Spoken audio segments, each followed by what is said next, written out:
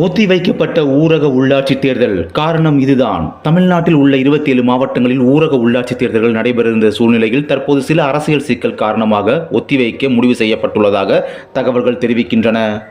கடந்த 2019ஆம் ஆண்டு 27 மாவட்டங்களிலும் நடைபெற்ற ஊரக உள்ளாட்சி தேர்தலில் ஊராட்சி ஒன்றிய தலைவர், துணைத் தலைவர், மாவட்ட கவுன்சிலர், ஒன்றிய கவுன்சிலர், ஊராட்சி தலைவர், வார்டு கவுன்சிலர் போன்றவர்கள் தேர்ந்தெடுக்கப்பட்டனர்.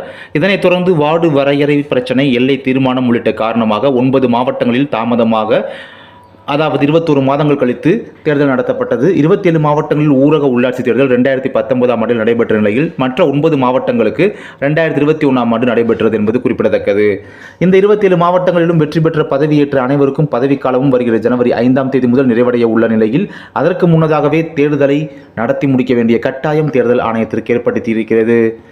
ஆனால் தற்பொழுது அதிகாரிகள் மட்டத்தில் இது குறித்து பேசப்படுவது என்னவென்றால், ஊரக உள்ளாட்சி தேர்தல் பணிகளை தொடங்குவதில் பல்வேறு சிக்கல்கள் இருப்பதாகவும், தேர்தல் நடைபெறுவதை தள்ளி போகலாம் அல்லது நடத்தப்படாமலே போகலாம் என கூறப்படுகிறது.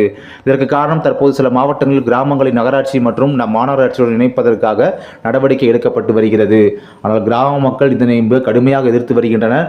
மாநகராட்சிகளை விரிவாக்கம் செய்வதில் சிக்கல் காரணமாகவும் 2026 சட்டமன்ற தேர்தல் பணிகளை தொடங்க இன்னும் ஒரு ஆண்டு காலமே இருக்கும் நிலையில் உள்ளாட்சி தேர்தலால் தேவையில்லாமல் சட்டமன்ற தேர்தலில் கூட்டணி கட்சிகள் இடையே மனக்கசப்பு ஏற்படும் என்ற காரணத்தாலும் இந்த முடிவு எடுக்கப்பட்டிருப்பதாக தெரிவிக்கப்படுகிறது.